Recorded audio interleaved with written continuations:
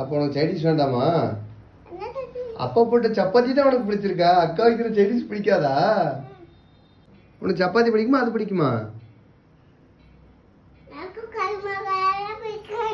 பிடிக்காதா?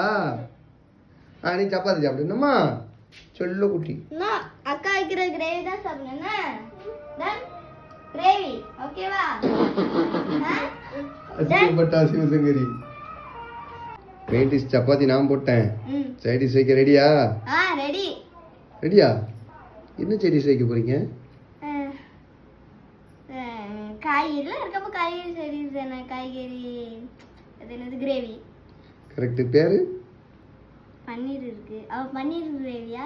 அப்படி சொல்லுவோம். ஆனா அதுக்கு ஹிந்தியில வந்து ஏதோ பன்னீர் கொட்லாவா காட்லாவா ஏதோ ஒன்று அப்படிதான் போட்டிருந்தேன் யூடியூப்ல. ஹிந்திலயா? ஆமா. சரி செஞ்சிடலாமா? இன்னைக்கு சப்பாத்தி வச்சு சாப்பிட்ற மாதிரி சூப்பரா ஒரு பன்னீர் வச்சு டிஷ் பண்ண போறோம்.